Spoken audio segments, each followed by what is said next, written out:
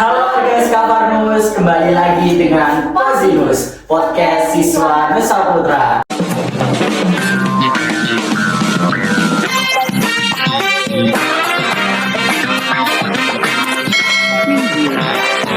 Nah, di podcast kali ini dengan tema yang berbeda nih. Sebelum itu, perkenalkan dengan kami berdua yang akan menemani teman-teman dalam podcast kali ini. Dengan saya, Motegar EKT Alboni Arianto, dan juga ada rekan saya, Gabriela Parisa Aulia. Gap, kamu tahu nggak sih apa yang kita mau bahas dalam podcast kali ini? Nah, di podcast kali ini kita akan membahas dua topik yang berbeda. Yang pertama itu yang sedang dipersiapkan oleh orang tua dan anak-anak SMP nih Kak. Lalu yang kedua itu ada kegiatan yang sedang berlangsung di SMK Nusa Putra 2 Semarang. Kira-kira apa ya kegiatannya? Kalau nggak salah aku pernah dengar kayak kita mau menambah penghijauan di lingkungan SMK Nusa Putra 2 ini nggak sih? Nah, benar banget tuh. Kegiatan P5 di SMK Nusa Putra 2 Semarang ini bertemakan urban farming. Wah, dari namanya aja kelihatan seru ya, urban farming. Nah, pasti kan kita juga pengen tahu nggak, aku aja dong yang pengen tahu apa itu urban farming gitu. Betul. Nah, untuk informasi dan pertanyaan tersebut akan dijawab oleh kedua narasumber kita pada hari ini nih Kak. Wah, udah gak sabar nih pengen tahu tentang kegiatan yang ada di SMK Nusa Putra 2 ini. Kalau gitu, kita sambut Ketua Kegiatan P5 dan Panitia PPDB tahun 2024-2025 SMK Nusa Putra 2 Semarang. Selamat datang Pak. Selamat datang, halo. Silakan Bu. Gimana nih Pak kabarnya? Alhamdulillah baik, luar biasa. Sepertinya kelihatan sibuk sekali ya Pak. Gimana kabar kalian? Baik. Baik, baik. Aman? Aman. Mental aman? Aman. Oke. Nah, narasumber kita kali ini akan menyajikan beberapa informasi mengenai PPDB yang sedang berlangsung di SMK Nusa Putra 2 Semarang ini. Ya, jadi gini teman-teman, kan ini lagi ramai nih anak-anak SMP mempersiapkan untuk PPDB ya Pak, pastinya di tahun 2024-2025 ini. Nah, pertanyaannya nih Pak, persiapan apa saja sih yang harus disiapkan dari panitia untuk menjelang PPDB ini? Oke. Jadi untuk persiapan dari panitia itu sangat panjang banget ya. Kita tuh sebenarnya udah prepare dari tahun lalu.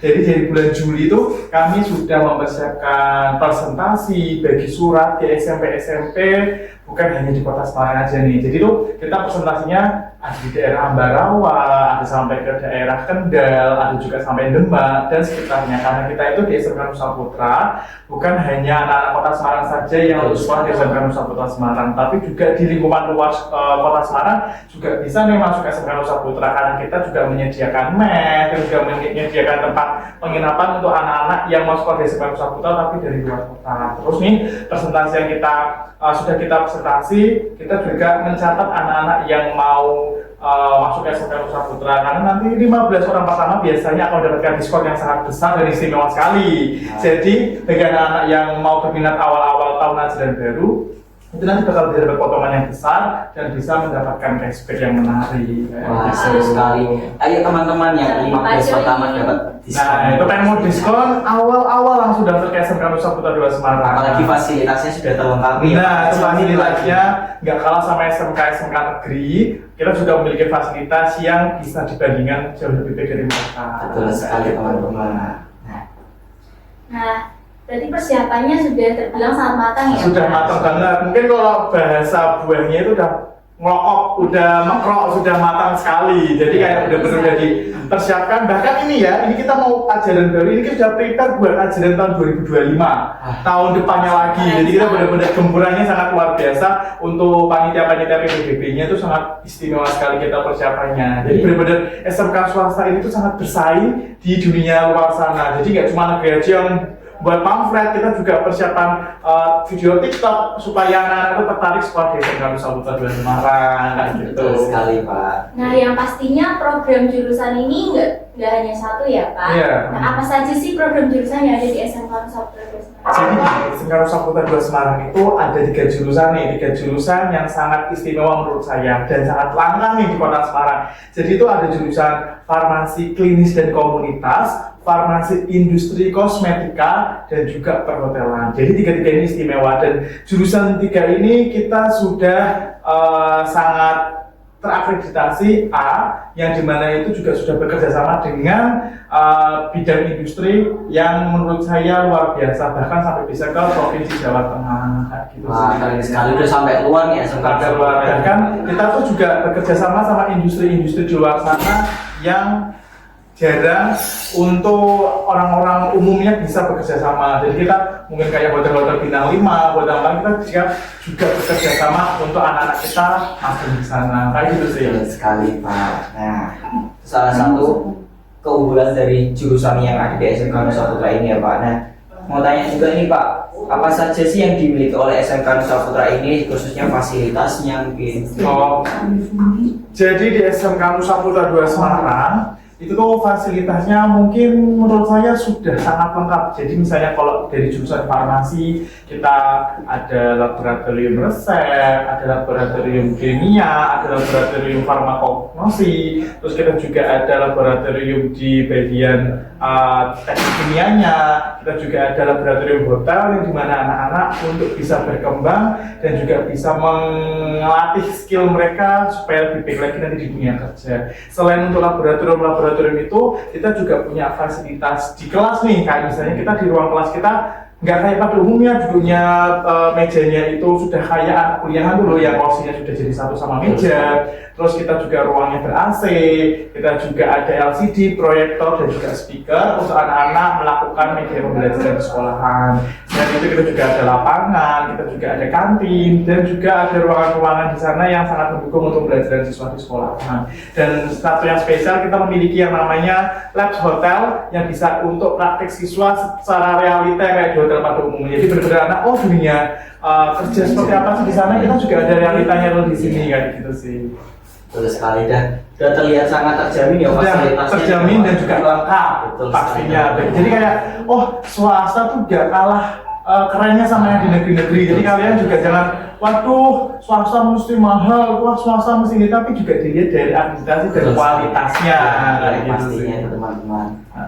Nah, kira-kira apa nih Pak pesan untuk calon peserta didik yang melanjutkan jenjang lebih tinggi khususnya untuk SMK? Oke. Untuk anak-anak di luar sana yang lulusan SMP ataupun MTS sederajat yang mau masuk ke sekolah menuju SMK, harapan saya adalah cari sekolah sesuai dengan minat dan bakat kalian. Jangan ikut, wah aku mau sama pacarku, wah mau di negeri, wah aku mau gini-gini, jangan. Tapi sesuai dengan minat kalian. Oh passion saya di farmasi, kalian bisa mencari jurusan farmasi yang bisa menyokong kalian untuk itu gimana aja seperti itu. Dan kalian juga mencari nih track recordnya SMK tersebut itu seperti apa. Oh akreditasinya seperti apa, lulusan kerjanya seperti apa, bisa dicari di sosial media. Dan selain itu untuk anak-anak SMP nanti, carilah sekolahan yang menurut kalian itu bisa untuk sukses ke depannya. Jangan cari, oh ternyata linknya itu banyak sekali, itu bisa dicari seperti apa untuk depannya. Nah itu sih untuk pesannya kalian. Iya, jadi jangan salah pilih ya teman-teman, kalau bisa join di SMK. Benar banget, jadi SMK Nusa Putra 2 Semarang kalau mau berprestasi dan mau berkembang. Betul sekali teman-teman. Sekian dari penjelasan tentang PPDB ini ya Ger. Ya, informasi. Sekarang saya mau tanya, kalau buat kalian pesannya buat adik-adik gimana sih buat bergabung di SMK Nusa Putra 2 Semarang? Nah, karena saya sudah termasuk dari siswa SMK Nusa Putra ini yang dikatakan Pak Dik itu benar sekali teman-teman, fasilitasnya sudah terjamin, dan saya sendiri juga sudah melewati PKL, dan itu juga saya sudah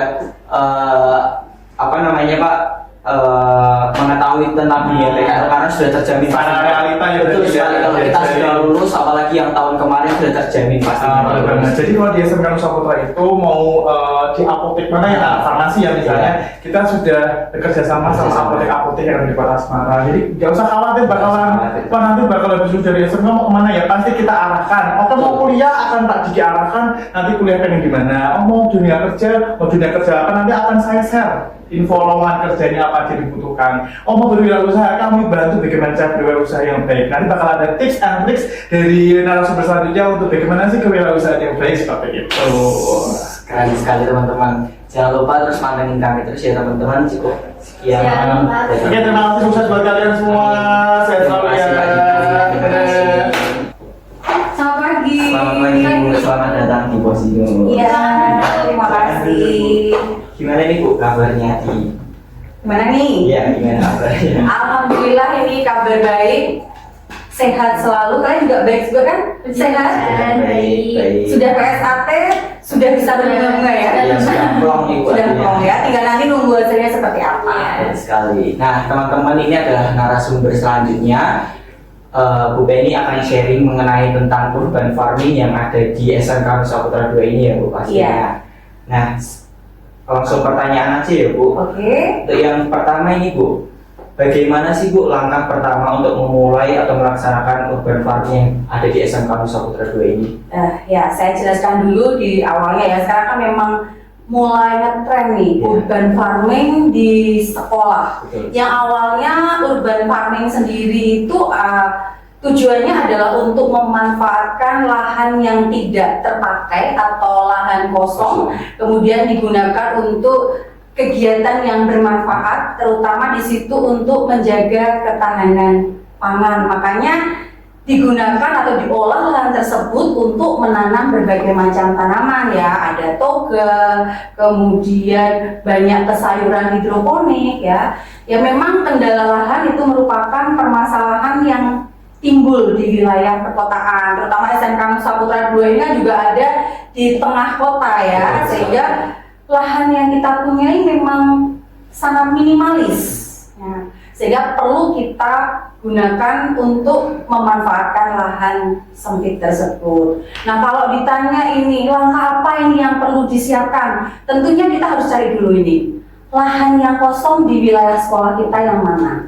Kelihatannya kok, wah tempat ini kok berantakan, tidak terpakai, bisa kita manfaatkan tidak? Supaya apa? Tujuannya apa? Supaya menambah lingkungan sekolah kita menjadi lebih hijau. Tidak hanya itu, nantinya juga hasil dari urban farmingnya bisa kita manfaatkan secara ekonomis gitu juga. Terus melatih anak-anak untuk bisa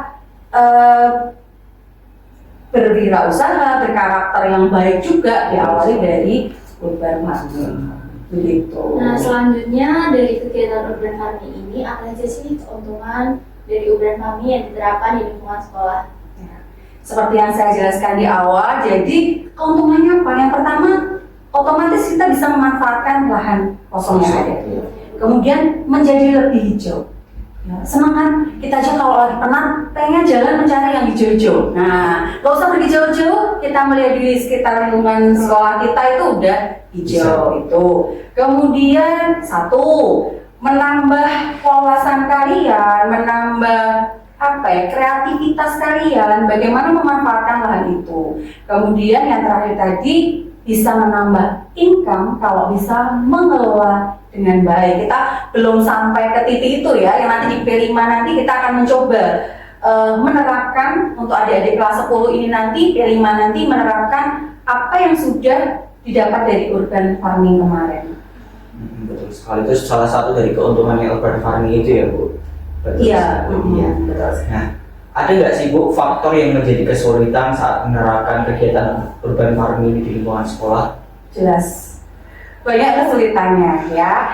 Yang pertama, kadang-kadang kita tidak tahu nih, belum mengenal dengan baik bagaimana cara mengelola tanah yang ada di lingkungan kita ya. Biasanya kan butuh ahli yang mengetahui ini cara mengolah tanah seperti apa. Padahal di sekolah kita tidak diajari mengolah tanah secara maksimal seperti apa. Itu satu kendalanya. Jadi konsep mengenai urban farming pengelolaan tanah itu kurang. Terus kita juga harus mengenal kita mau nanam apa nih. Selain tadi kalian harus mengetahui tanaman pengelolaannya bagaimana, yaitu terus budidaya ke belakangnya, merawatnya seperti apa, itu harus benar-benar fokus. Jadi kalau menurut saya nih harus ada seorang gardener nih yang benar-benar selain kalian dari siswa juga ada yang mumpuni di bidangnya. Gardener di situ yang bisa untuk membantu merawat dan selalu fokus ke tanaman-tanaman yang ada di lingkungan tersebut. Betul sekali, iya. Kalau enggak, eman-eman ya, kan nanti jadi layu. Apa yang sudah kita buat kemarin jadi muspro, gak bermanfaat. Nah, dari tanaman itu kan banyak jenisnya kan Bu. Oh. Kira-kira hasil dari kegiatan urban farming ini, contoh produknya atau hasil dari bahan-bahan yang sudah dibuat oleh siswa itu apa aja? Nah, ini besok kita nih kegiatan kelas 10 di tanggal 21 itu ada kegiatan P5 di mana nantinya akan memasarkan atau memproduksi dari hasil-hasil urban farming kemarin ya. Ada jahe, kemudian ada kencur ya dari tanaman obat keluarga, ada selada, ada pokcoy yang nantinya itu digunakan untuk membuat produk-produk olahan. Ini mulai nih flyer-flyer mulai bertebaran ya, kayaknya mereka sudah mulai mempromosikan. Hari ini aja tadi Bu Penny sudah menerima beberapa WA ini, Bu Penny beli ini ya produk-produk. Iya sudah kita tawarin ya, udah nggak apa-apa kan tujuannya juga supaya mereka lebih bersemangat kan untuk memproduksi hasil-hasil urban farming kemarin. Iya. Juga untuk melatih kreativitas siswa dalam membuat produk. Salah satu kewirausahaan juga ya Bu. Karena kebetulan Bu Penny adalah fasilitator kewirausahaan di Sekolah Nasional Nusa Putra. Cuma memang Bu Penny masih di lingkungan pusat. Jadi mulai dari TK, SD, SMP, SMA, belum sampai ke SMK 2 sama Stivera. Ya, nah ini kan kewirausahaan merupakan unggulan yang ada di Sekolah Nasional Nusa Putra. Betul sekali teman-teman. Nah, berikut adalah sharing-sharing dari Bu Penny mengenai tentang kegiatan urban farming yang ada di SMK Nusa Putra 2 ini. Jadi jangan lupa untuk join di SMK Nusa Putra 2 Semarang dan selalu pantau dalam media sosial. Nah, terima kasih Bu sudah sharing. Sama-sama, terima kasih sekali, luar biasa ya, sukses terus buat kalian. Terima kasih. Selamat pagi. Wah, nggak terasa nih game sudah di penghujung acara aja. Nah, kami juga mengucapkan terima kasih kepada narasumber kita yang sudah hadir dalam podcast kita kali ini. Dan juga teman-teman jangan lupa untuk terus pantau kami di sosial media ya. Dan jangan lupa like, comment, subscribe, dan share video ini. Dadah.